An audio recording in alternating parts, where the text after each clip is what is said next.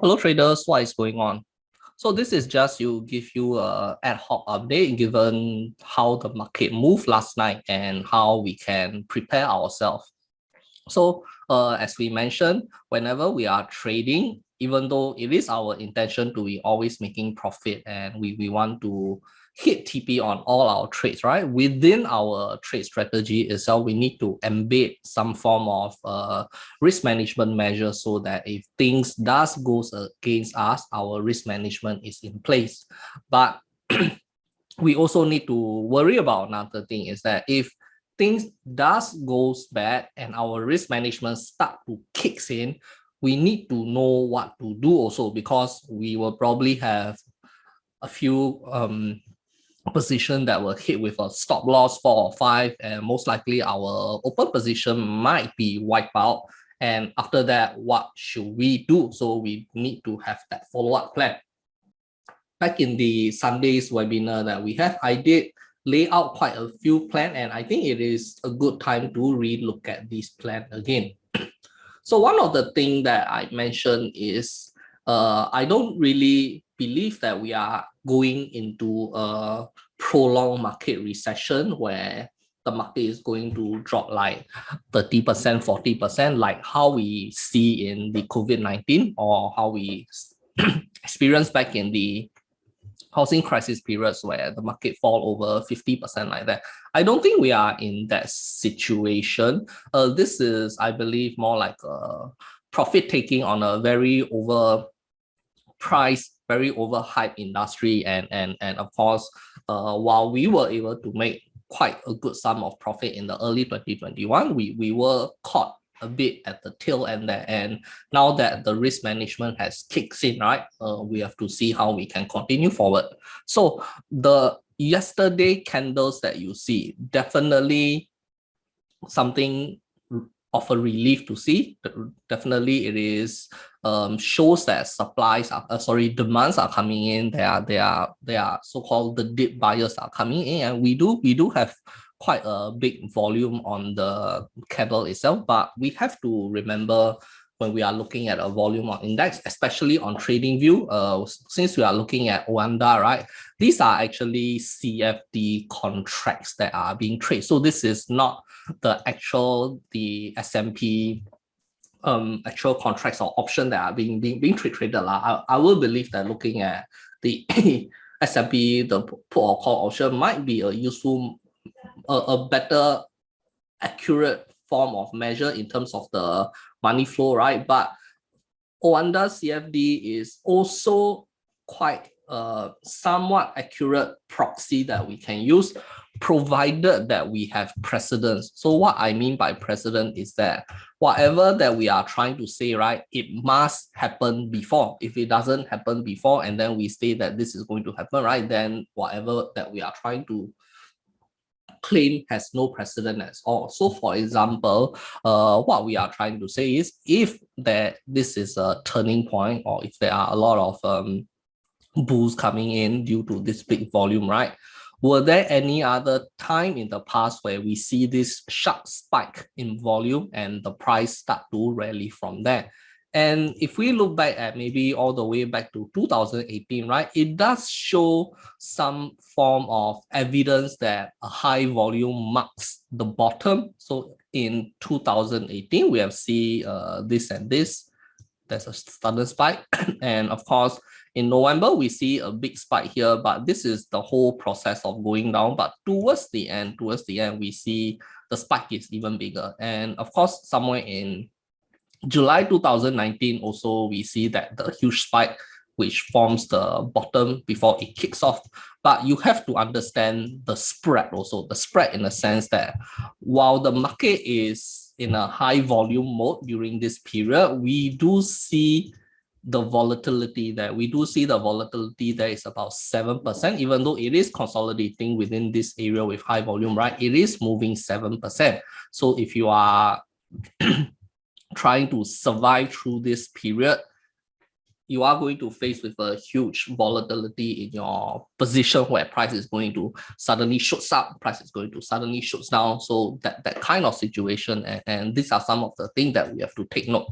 And of course, back in the COVID-19 period, we have another spike in volume at the bottom. But what you will notice is that this spike isn't as much as the current spike that we are having or even previously. And this is mainly because COVID-19 was a unprecedented fall, and it is something that also was unanticipated. It just came out of the blue, and there was a lot of lockdown, a lot of measurement in place. So a lot of traders, I believe, are slightly reluctant to come back, that we were not able to predict the market condition properly, and we see a lower volume on that bottom in the COVID-19. Whereas for 2018, 2019, right, we do have all these trade wars and what's not going on, but these are something that we can anticipate. These are things that for the institutional that are moving the market, right? They have data, they can position themselves, they know what's going on, even though we retailer trader, we don't know, right? But on the institutional end, they know what is going on, so they can kind of like ensure that they are properly in place to push the market or whatever. Hence we do see higher volumes at the bottom here. But as 2020 we recover, right, of course, the sentiment improve and we have more volumes that are coming in. And in fact, I believe also this was the period where we do have a lot of retail trader participant, which could have give rise to this kind of big volumes that are coming in.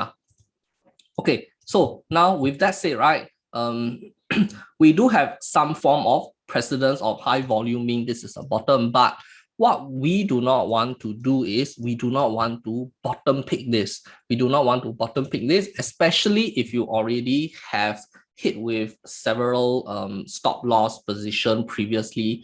All the more, we do not want to bottom pick this in response to like a revenge trade or to get back what is lost. As long as your risk management is in place, right? Whatever that we are losing during this drop, it is part of the so-called part of the mitigation system that we already have. I will not say we plan to lose the money, but it is part of our so-called the risk management plan. The worst thing we want to do is to go and flip to the short selling side 100%, or we go and chase some other markets that are going up. So that's not something that we want to do. And another thing is also we do not want to caught in the volatility. So what I mean by this is that yes, it does mark the bottom, but maybe going forward, it is not going to be like this. It can happen, but maybe it might not. So what we can have, what are the kind of price action that maybe we can foresee is this kind of price action where it will ding dong a bit before going up. So it can go up, and then if you try to bottom pick this, then probably next week it can like come down again, and then after that go up again. So if you are already in that emotional state, right, you might get cut off during this period and it will make things even worse. And what you can also see is that after yesterday recovery, right, we have an immediate 1% drop on the S&P futures again, and like market is not even open yet. So this kind of 45 points drop on the S&P index is what we normally see at market hour and market hour closing price, and it is the kind of drop that maybe we are panicking. we probably will panic over that kind of drop during normal market rally lah. But now even during off market hour in the futures, right, we are already seeing this level of drop. Hence we are going to be facing quite a bit of volatility ahead, and also the FOMC meeting coming up. So during this period, right, we do not want to bottom pick any longs yet. We just want to stay sideline for a bit. So now that we have mentioned that, right, some of you might have still have some counter still surviving, especially if you are if you traded Apple, Alphabet, or Microsoft, right? I think yesterday price was a very very big relief that is coming in. Microsoft managed to escape the stop loss and is going up, and even for Alphabet also. Then for Apple, for those who have the original trade way earlier, right, you are still somewhat at the entry level somewhat. So these are some of the perspectives that we can actually see, because like just back in 2 months ago we were at that level, and now price is back at that level, and the feeling is a little bit different. So during November we were feeling all bullish and very happy, but now price is back at the same level. We are feeling kind of panicky, or we are like, oh my god, the world is falling, that kind of thing. So we do see this kind of emotion coming into play as the traders, and we have to make sure we have measurement in place not to be run down by trading's emotion that can lead to trading decision that we regret in the future okay. And Alphabet is still okay. So for those with Home Depot also, I believe this is a very good turning point. I will say we do have that big volume coming in also, and in fact for all these counter, right, we do have quite a large volume coming in that we hardly see. The last time we see Microsoft having this level of volume is back in 2020's bottom, and I believe even for counters like Alphabet also, we do see that spike coming in. Yeah, so if you have this counter surviving, or maybe you have fought and key that you did not cut because you were not as over risk as myself, then I believe these are all the counters that you can still hang on to. Just stick to your stop loss, and you can like stay put through this volatility period. But of course, I do have to warn that if, let's say, 2-3 months, 2-3 weeks later, and for some reason price continues to drop and hit the stop loss, then of course we still do have to cut loss that is the part and parcel of trading. But what I'm trying to say is that there's no reason to cut this counter. There's no reason to flip to 100% shorts, or there's no reason to average down yet. We do not want to be making all sorts of funny decisions here yet right now. And one of the other thing that I also mentioned is that during this period, right, we also do not want to suddenly flip into another market, another index that is going up, like run for safety in a way, like we suddenly want to just chong into a market that is still green. For example, during the whole of last week, we see that the Hong Kong rally while the S&P was dropping, and in fact for the Singapore index, we were also seeing a rally where the US was dropping. But now it does seems like the situation have flipped a bit, where S&P 500 is starting to show early sign of what could be a possible bottom. Okay, a possible bottom. But on the other hand, we have the Straits Times, the STI, starting to show cracks as we see UOB, DBS, and what's OCBC? OCBC starting to make that drop, right? We are seeing weakness, and it does seems like we are forming the top here already, and we also see our so-called the price going to hit our short trigger there. So if during this period you decide to short the S&P and go long on Hong Kong or the Straits Times, or you decide to run the S&P, just cut everything you have there and run to the Singapore market, right? Then you will be facing even tougher time also. So these are some of the things that you want to be very, very wary of and not make any rash decision. And let's take a look at the recovery itself, because for the US market yesterday, the recovery is across the general board, meaning almost everything is recovering. Doesn't matter good tech, bad tech, industrial, service sector, bank, whatever, all everything is actually recovering, and it also does seems that we have like some form of stop hunt also, and we do have, unfortunately, Costco being stopped out, because I was personally in that position also, but after which we recover, of course, even though our stop loss was placed to avoid this kind of stop hunt, right? Sometimes when the market get too volatile, we does face this in a very rare moments lah, where we face this kind of situation where we were hit with a stop loss and market does recover. But of course, we still don't know, is it going to recover for good, or is it just a temporary recover? So please do not go and immediately enter something again. So just stay put with whatever that you have right now. So looking at like things like DocuSign, Zoom, DoorDash, Salesforce, CrowdStrike, Amazon, Palantir, even Snowflake, or the Morgan Stanley, JP Morgan Chase, Wells Fargo, Citigroup, KeyCorp, Caterpillar, United Steel, Devon Energy Corp, a very good, I would say, engulfing candle, Marathon Oil, Applied Material, Diamondback Energy, Ford, Tesla, General Motors, Micron, Nvidia, AMD. So we have almost every single industry recover broadly with the market. So it is not just the tech sector really. And when we see this kind of broad recovery, right, as the name speak for itself, everything is recovery. So at some point, after the market start to recover and be back to normalcy, right?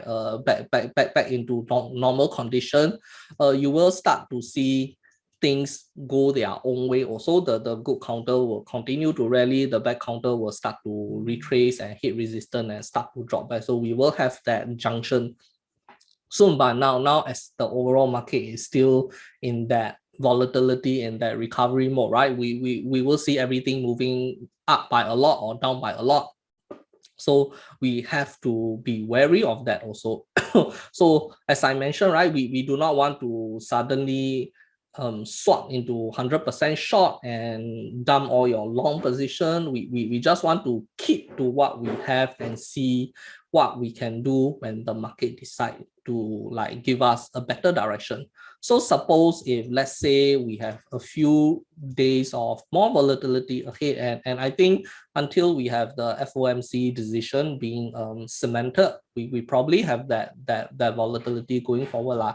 And once things start to normalize and you still have some of your counters that are still surviving, right? Most likely they are going to survive and you can hold on to them. And of course, as market recovers and things start to get better, we will start to look for some long position as well. But at the same time, we also have a short position on counter Snowflake.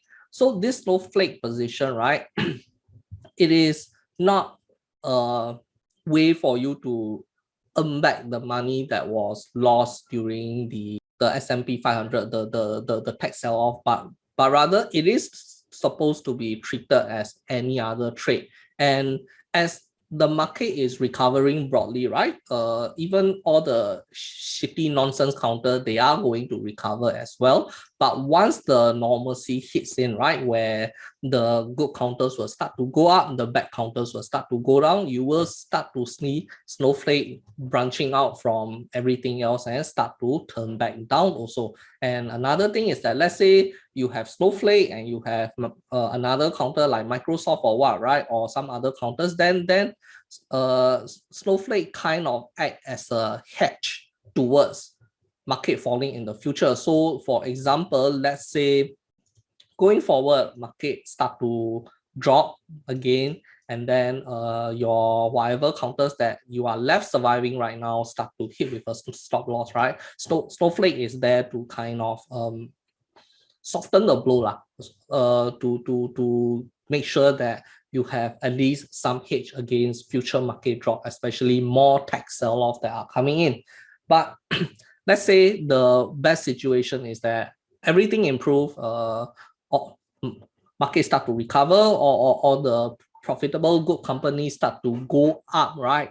But those that remain unprofitable, they will still be faced with pressures from other areas, and they will still start to hit resistance, and they will still start to like underperform, and what you will see is Snowflake is not going to recover as broadly as the overall market, and you will still have a so-called a net long position to recover with the market also. Hence, that is the purpose of Snowflake here. It serve as a like a pseudo hedge to whatever long position that you are left surviving.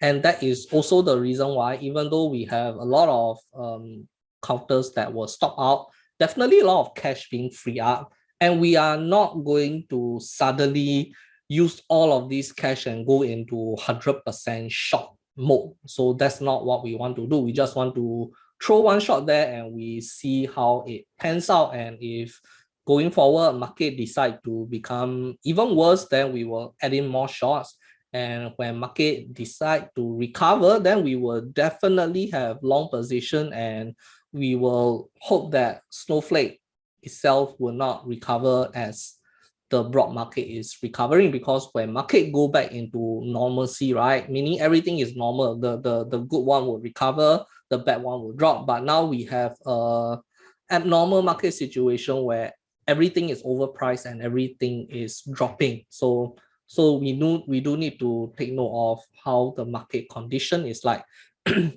So with all that said, right, I do hope I provide some perspective into what we are going to do going forward. We don't really want to go 100% short yet.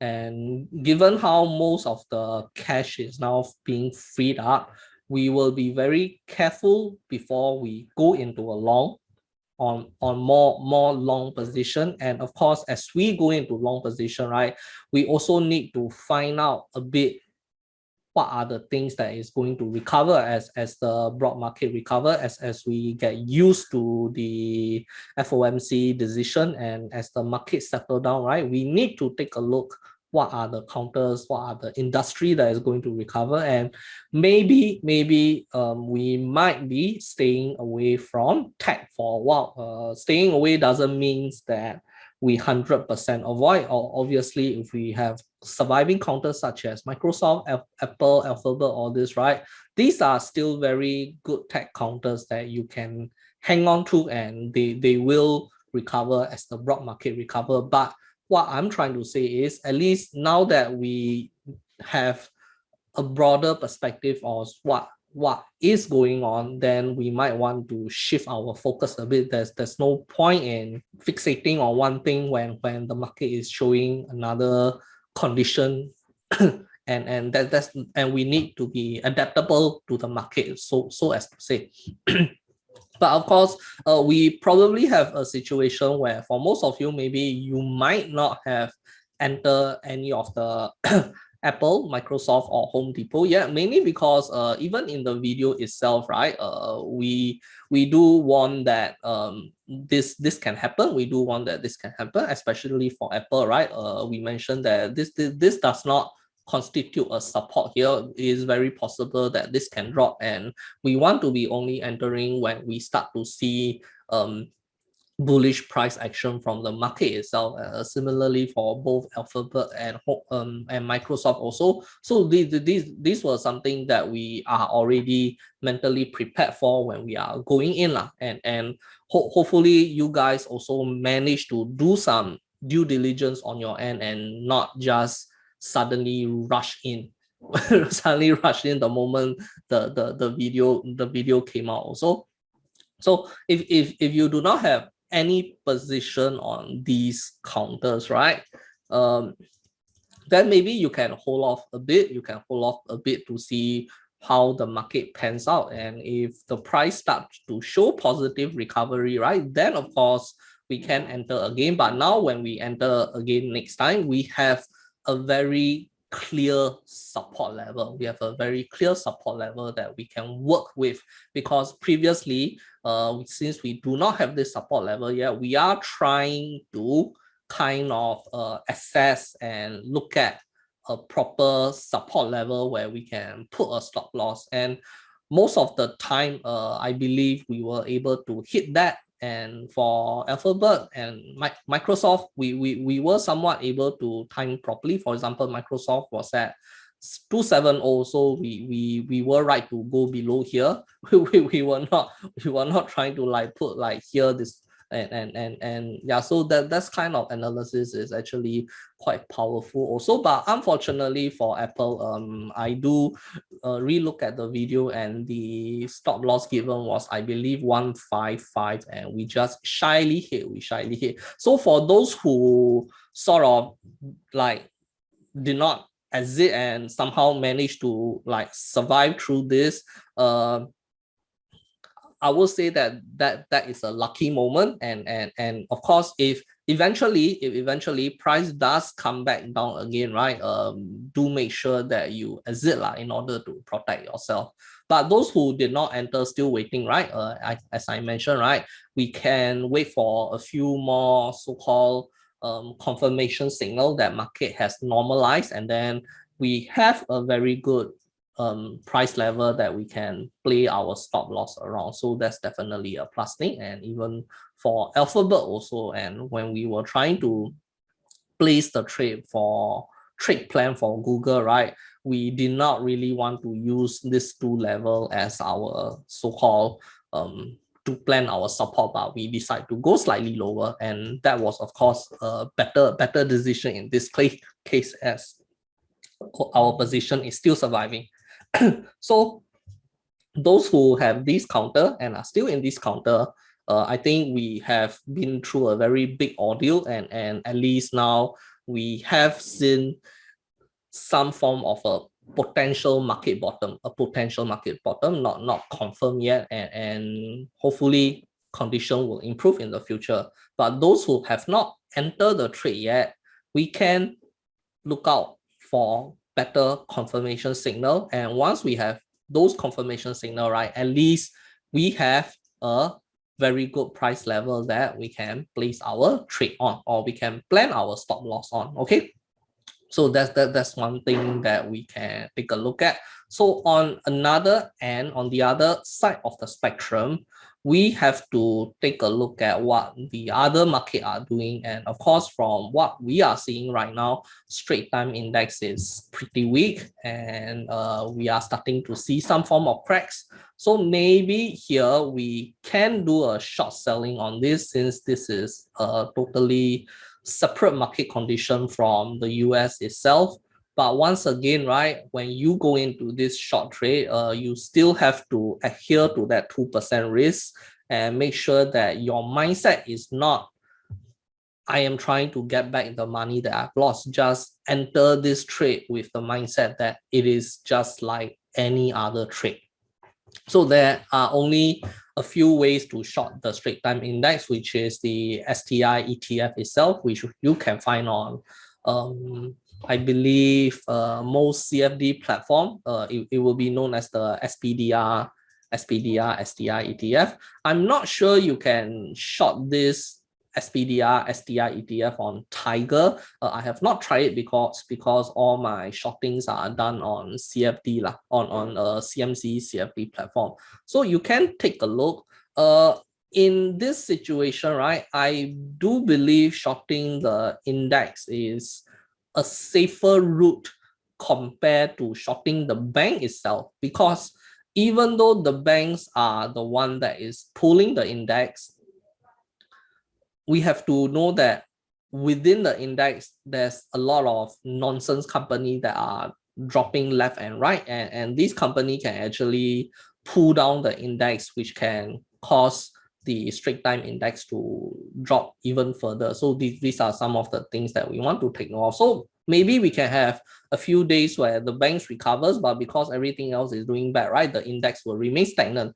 So this is something that we want to be concerned about also. So shorting of STI is in the book, but I will still be looking at it to see the condition for now.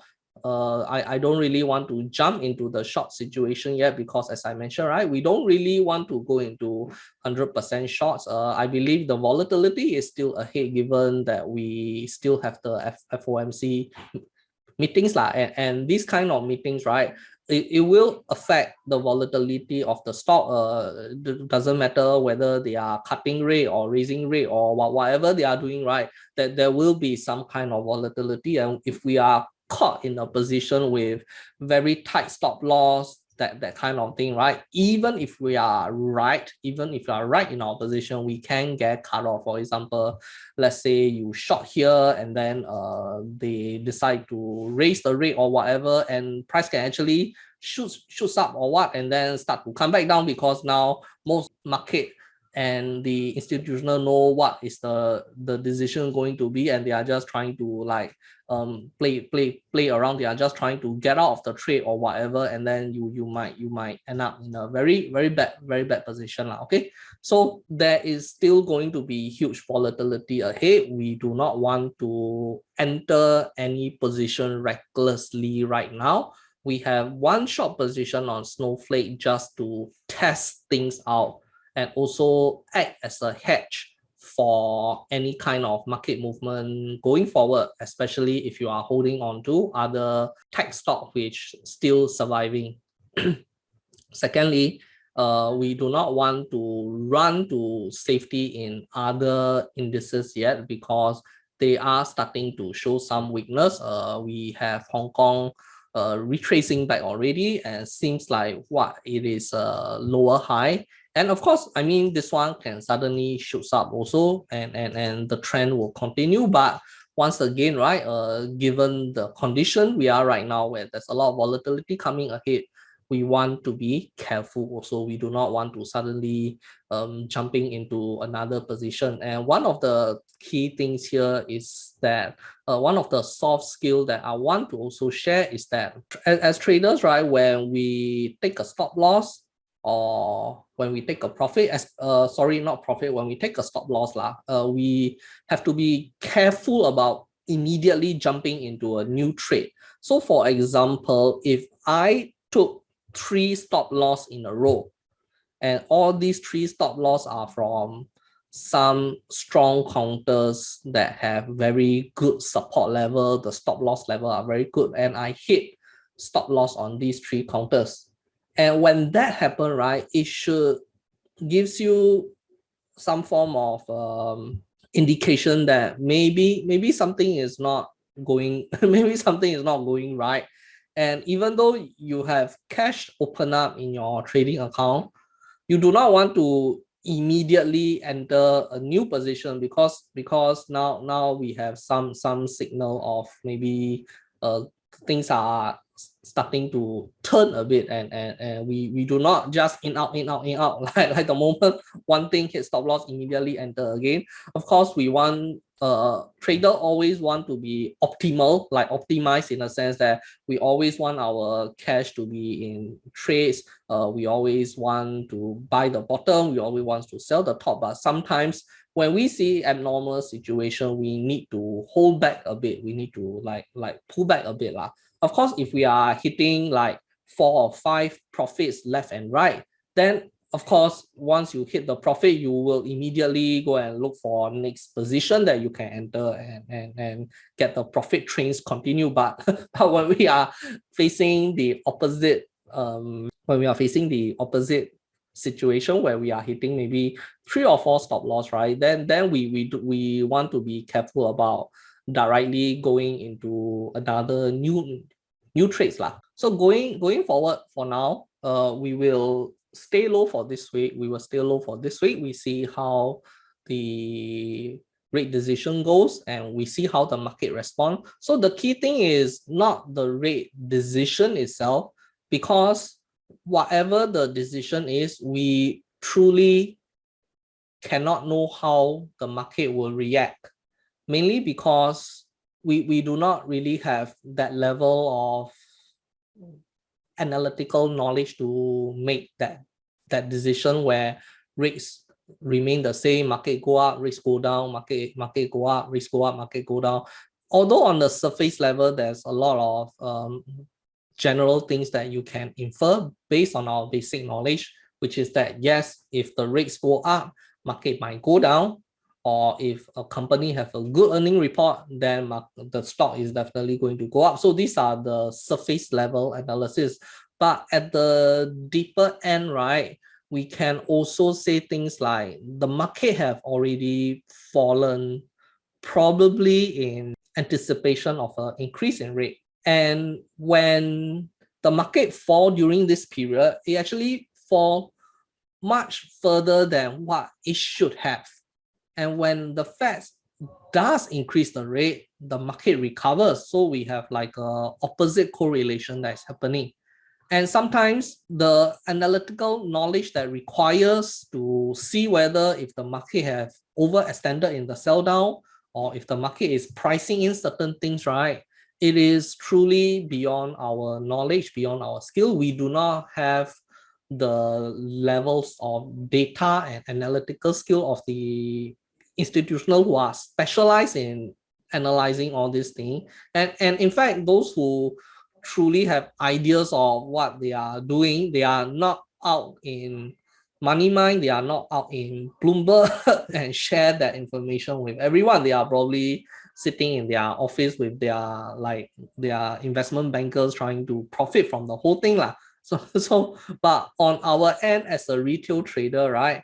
That's why sometimes we try not to we try not to look too much into this kind of thing. We have that basic knowledge of whether interest rate decision going up is good or bad for the stock market. Yes, we do have a surface level, but it is very hard for us to make trade decision based on this surface level basic knowledge.